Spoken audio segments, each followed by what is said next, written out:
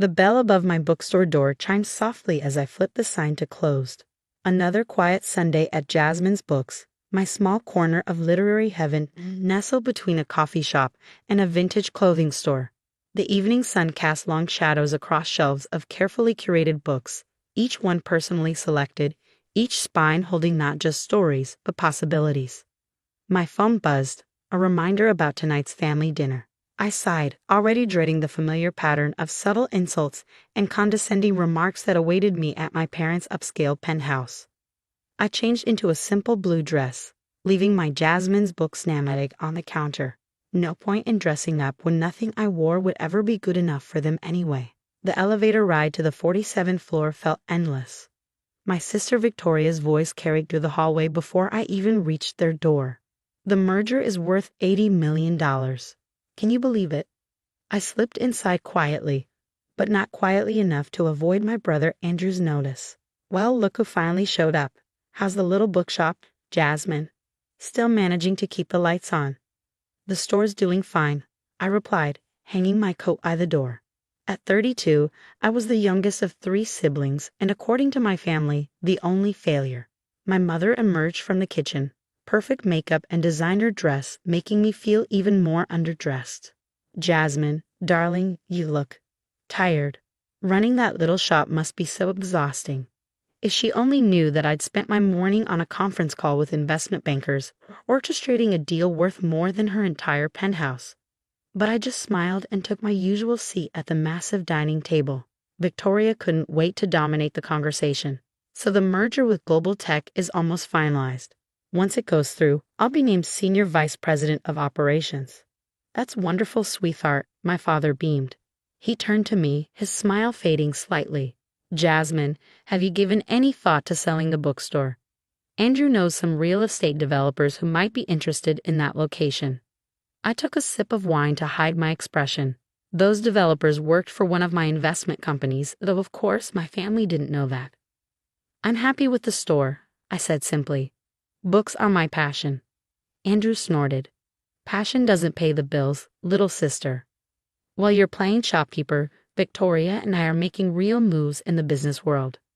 If they only knew about the empire I'd built while playing shopkeeper. My small bookstore was just the tip of a very large, very profitable iceberg. It had started 7 years ago, shortly after I opened Jasmine's Books.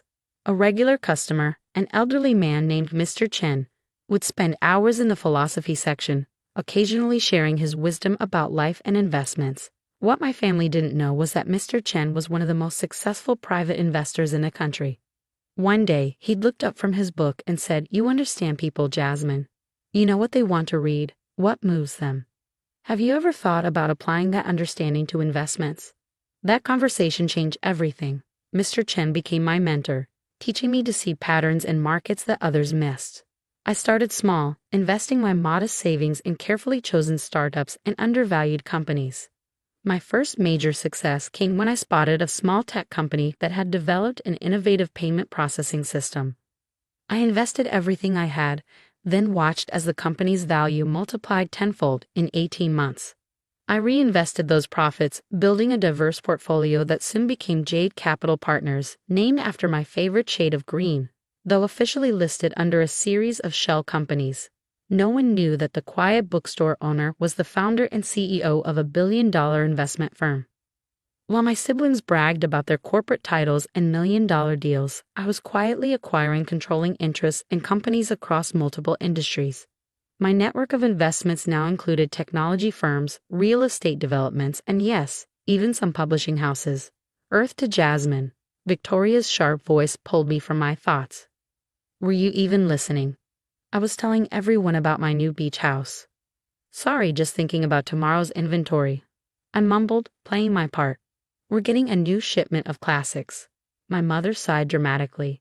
Darling, you're not getting any younger. Don't you want more from life than just books? I thought about the 3 homes I owned, including a private island off the coast of Greece. I'm content, Mom. Content? Andrew scoffed. That's just another word for settling. While you're contentedly selling paperbacks, I'm closing a deal that will revolutionize the real estate market.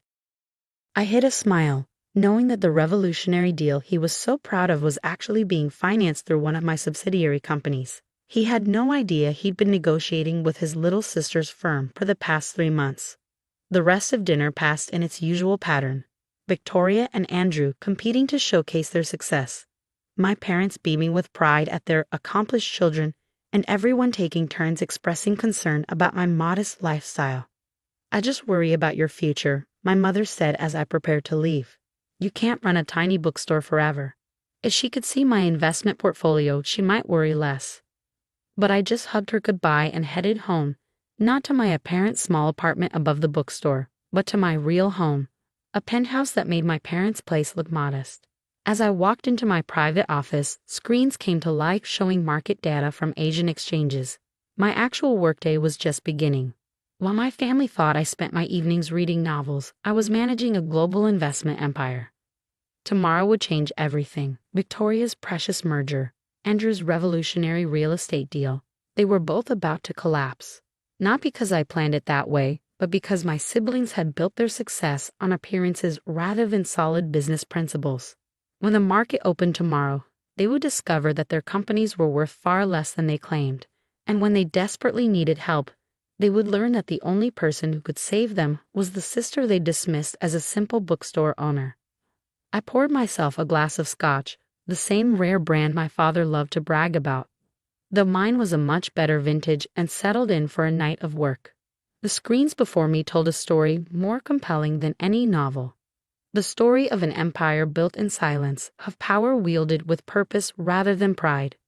The bell above my bookstore would chime again tomorrow morning, welcoming another day of apparent simplicity. But tonight, I was orchestrating moves that would reshape my family's understanding of success.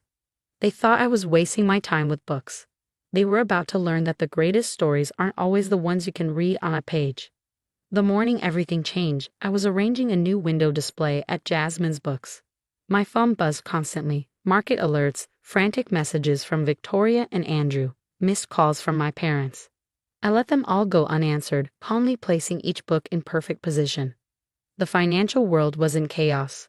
Global tech stock had plummeted 60% overnight after whistleblowers revealed massive accounting irregularities. Victoria's merger was dead in the water. Meanwhile, Andrew's real estate empire was crumbling as his overleveraged positions came due. The bell above my door chimed. I turned to find Victoria standing there, her designer suit wrinkled, her perfect makeup streaked with tears. "Jasmine," she gasped, "everything's falling apart. I need somewhere to hide. The reporters are everywhere." I gestured to my reading nook, where comfortable armchairs offered sanctuary among shelves of classic literature. Victoria collapsed into one, her composure completely shattered. "The merger's dead," she whispered. "My career is over. I don't know what to do." The bell chimed again. This time it was Andrew, looking equally disheveled. "You won't believe what's happening," he started, then stopped short at the sight of Victoria. "You too?" I calmly walked to the door, flipped the sign to close, and locked up. "I think we need to talk." "Talk?" Andrew laughed bitterly. "What could you possibly say? While you've been playing with your little bookstore, the real business world is collapsing." I walked to my office in the back, returning with 3 folders. "Actually, I have quite a lot to say. But first, I need you both to read these." They opened the folders. Inside were documents showing Jade Capital Partners' ownership stakes in their companies, along with detailed reports of their mismanagement and financial manipulation. "What is this?" Victoria's voice shook. "How did you get these documents?" "Because I own them," I said simply. "I own the documents, significant portions of your companies, and about 30% of the building we're sitting in." Andrew's face turned red. "That's impossible. Jade Capital is worth billions. They're the ones who've been financing my real estate projects." "Yes," I nodded. "I know. I'm the one who approved those loans." Silence fell, broken only by the gentle whir of the ceiling fan and distant traffic outside. My siblings stared at me as if seeing me for the first time. "You," Victoria whispered. "You're behind Jade Capital." I took a seat behind my desk, an antique piece worth more than most cars. "Did you ever wonder why I chose this location for my bookstore? This building is owned by one of my holding companies. That coffee shop next door, also mine. I own most of this block." But, but you're just a bookstore owner, Andrew sputtered. No, I corrected him. I'm a bookstore owner who also happens to run one of the largest private investment firms in the country. The bookstore isn't a fallback or a hobby. It's the heart of everything I do. It reminds me why I started investing in the first place. I pressed a button under my desk. The back wall of my office slid aside, revealing a state-of-the-art trading floor. Screens displayed real-time market data, news feeds, and investment analytics. While you were bragging about your millions, I continued, I was quietly building billions. Every time you mocked my little bookstore, I was probably financing your competitors or buying controlling interests in your partners. Victoria stood up, swaying slightly. Why? Why keep this secret? Why let us treat you like a failure? I finished for her, because success isn't about proving people wrong. It's about doing what you love and doing it well. I love books. They taught me to see patterns, understand human nature, and recognize value where others see nothing. My phone buzzed again. This time I answered, putting it on speaker. Yes, Mr. Chen. My old mentor's voice filled the room. The board is ready, Jasmine. Shall we proceed with the acquisitions? Yes, I replied, watching my siblings' faces. Execute as planned. After I hung up, Andrew found his voice. What acquisitions? Jade Capital is buying controlling interest in both your companies, I explained. At a very generous premium, considering their current market value is essentially zero. You'll both retain your titles, but the actual management will be handled by my team. You're taking over our companies? Victoria's voice rose hysterically. I'm saving them, I corrected her.